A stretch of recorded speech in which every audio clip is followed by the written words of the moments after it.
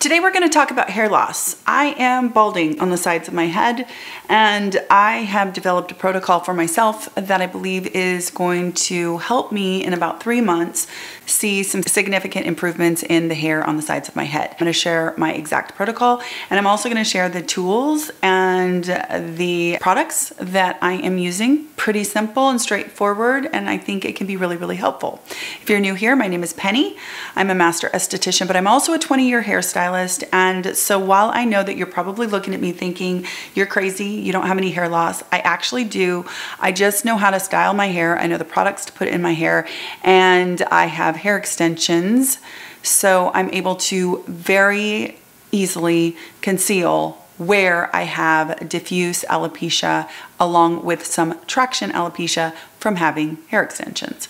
Okay, so here's what I'm doing to treat this. I'm going to combine microneedling with Minoxidil 5%. There are two different types of minoxidil. There's 2%, which is typically for women, and there is 5%, which is typically for men. I'm choosing to use 5%, even though it says it's for men, and even though it's contraindicated for women if you are having children, and there are other contraindications. Again, really, really important to check those out. I'm choosing to use 5% minoxidil because in all of the studies that I'm going to put in the description box, and the majority of the studies that I looked at, the combination therapy of microneedling and minoxidil together rendered the best results over and over and over again compared to microneedling alone, and also compared to minoxidil alone. Why does this work? Well, we do know that, of course, microneedling helps with collagen production. We know that it upregulates, growth factors. We know that it brings blood and nutrients to the skin. It'll bring it to the scalp. It'll also bring that to the follicles and help them to, behave healthier and hopefully perform like they did when they had more access to all of those things, to the growth factors and the nutrients and blood supply and all of that good stuff. Obviously, also what's happening with microneedling plus minoxidil is that we're getting more product penetration. So then the minoxidil is able to get in and do a lot more magic further into the scalp. Now, it also appears to help with bringing nutrients. It helps with the blood supply, vasodilation, and encouraging that follicle to produce a terminal hair versus producing a vellus hair. And it also helps the hair to stay in the growing phase longer versus flip into either the resting phase or the shed phase. So minoxidil works in several different ways, it would appear, and then you combine that with all those good things that microneedling does, plus giving it more of a channel to get in deeper, and you kind of have this really 1-2 punch of efficacy of these two powerhouse treatments for hair loss. So that's where I see this kind of coming together. The way that I'm doing this, because I know that you're most interested in the protocol, is that because this is where I have the majority of my hair loss, that's the only place that I'm going to treat with the microneedling and minoxidil. Now, I am treating right here where I do have some thinning with the Calcium hair loss system.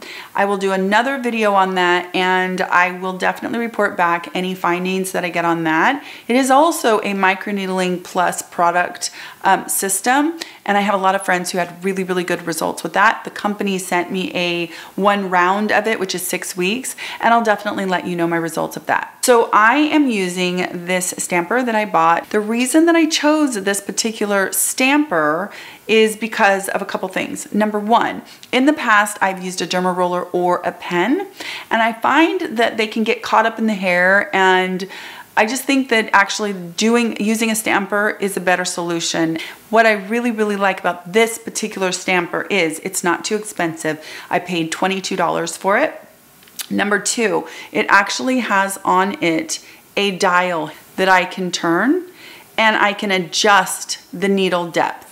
Now, that is really important because different studies show different depths. So you may want to dive in and make some decisions based off of the studies that you read. For me, it's anywhere from 0.6 millimeters to 1.5 those are the depths that I'm choosing.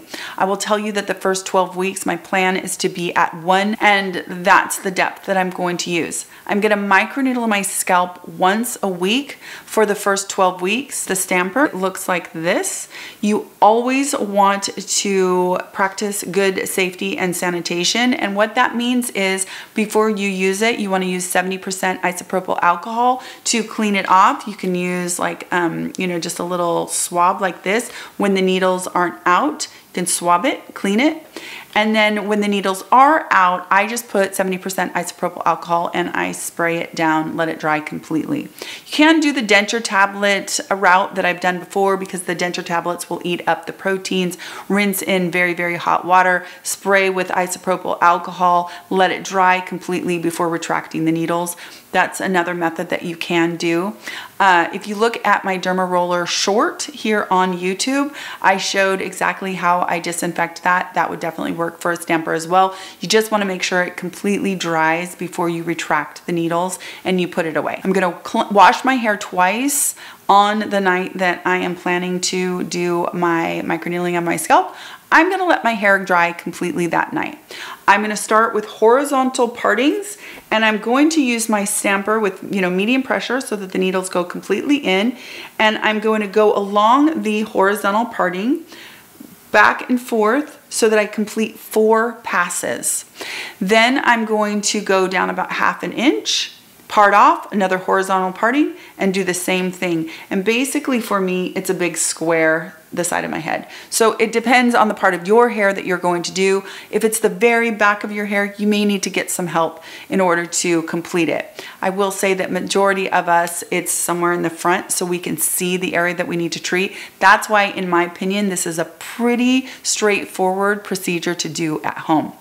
Okay, so once I've completed the microneedling of the entire area that I want to treat, that's when I am going to take my Minoxidil 5% solution. I've put it into a little spray bottle, and I'm going to spray the area with the Minoxidil 5%, and then with clean hands, I'm going to massage the Minoxidil into my scalp. Of course, I'm going to repeat the same thing on the other side, and then you need to let it dry completely for 4 hours. After it dried completely, it actually isn't super greasy, it's just kind of textured feeling. Now here's where it gets interesting, because you're supposed to then, for the rest of the week, apply the Minoxidil solution twice a day. Okay, so it's gonna get a little bit gummy after a couple applications.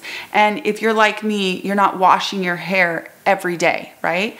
So the way that I'm gonna make this work is that I'm actually planning to wash my hair every other day, which is still more than I normally would, but that's what I'm gonna commit to doing. And I have found that applying the Minoxidil solution with a big swab like this on the days when I'm not microneedling, it helps quite a bit with eliminating the goopiness because it doesn't get as far into my hair. So what I do is I take the Minoxidil 5% solution. This one happens to be from Target brand. There's lots of generic brands. I'm actually, the next time I'll probably get mine at Costco. There are some on, there's lots of them on Amazon. This was like $23 or $24 for a 3-month supply. I'm gonna take this big jumbo swab, and this one said it was for pets, and I got a big box of them, and I dunk it in, and I do that same parting that I did for the microneedling, and I just massage into each part line and dunk it back into Minoxidil and massage. I can't say if this method is going to cause me to go through the Minoxidil faster than any other method, but for me it's worth it because I need my hair to be less gummy. If my hair gets too gummy, I'm gonna quit this whole process. So I had to find some way to make this work, and the spraying it into my hair just really made my hair way too gummy after like 2 applications. I am gonna reuse the same swab a few times, and I have a little thing where I can set it, you know, where it's up, and I'm just gonna go ahead and do that because I don't want to throw one of these away every single time I treat my hair. That's up to you. If you know, that's just up to you. Okay, so then I repeat that until I get to the next time that I microneedle again the following week. The last thing that I'm planning to do is I bought a laser comb. This is from HairMax, and I actually do have a laser hair like helmet, but I'm not using that, and I actually don't think that in my case it would be helpful because the helmet doesn't really affect this part of my scalp. This is a 3 times a week, 11-minute treatment, and basically the little combs separate the hairs out so that the laser has access to the scalp. So I really, really like this for the side of my head. I can sit and watch TV and use this device.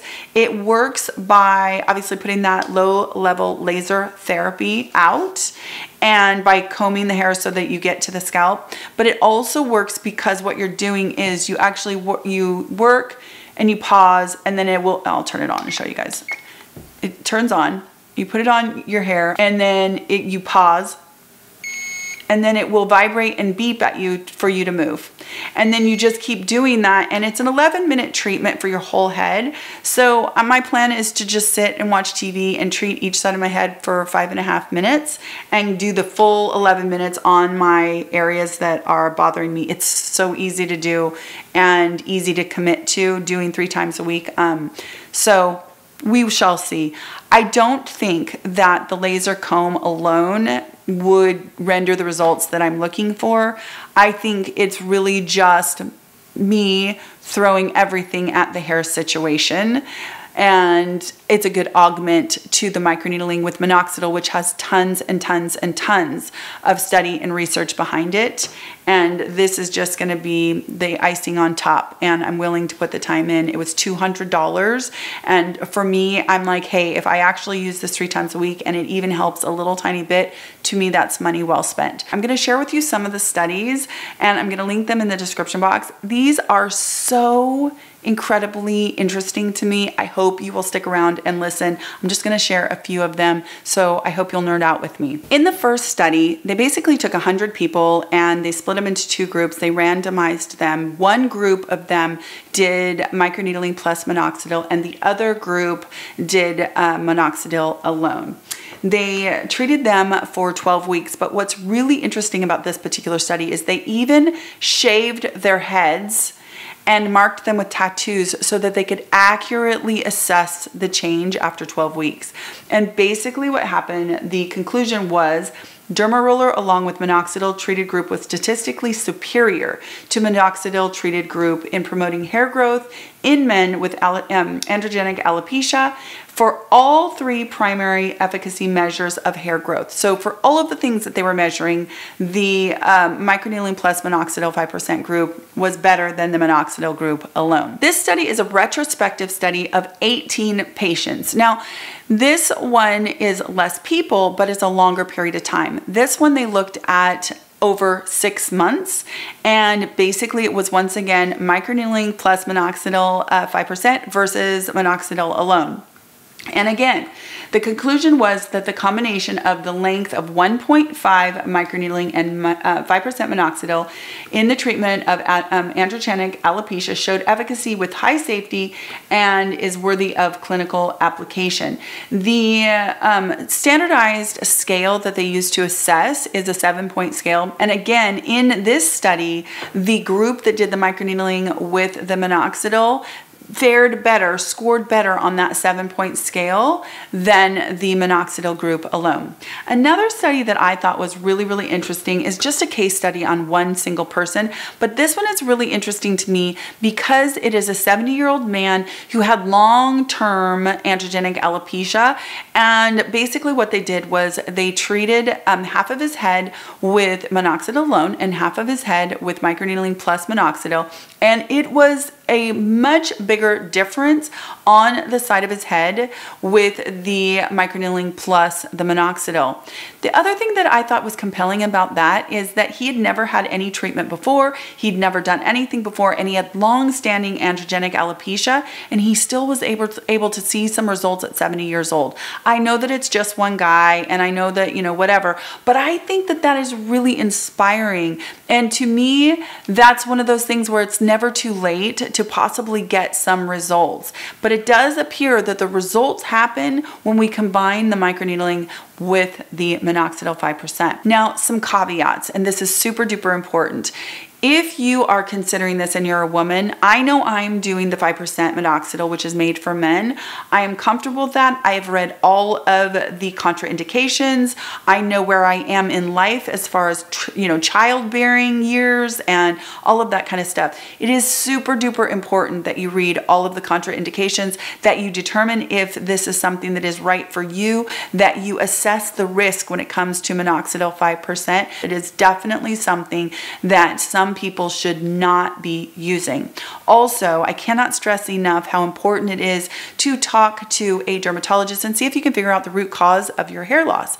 It may be something that you might be able to fix with, adjusting your vitamin intake or your diet. It may be something that is stress related, so you need to get a handle on that. It may be something that has happened that your hair is actually going to come back on its own and you don't need to do any treatment at all, so you'd be wasting your time and your money by doing any of this. So really, it's super important to assess the root cause, talk to a medical professional, and then set up a plan. If you are not going to commit to the safety and the sanitation, then microneedling is also not something that you should be doing. It is absolutely only recommended if it's something that you are willing to take all of the safety and sanitation precautions in order to use a microneedling device of any kind on your scalp or your skin. Anyway, I hope that you are having a really wonderful day. I hope this video was helpful, and I will talk to you in my next skincare video. Take care.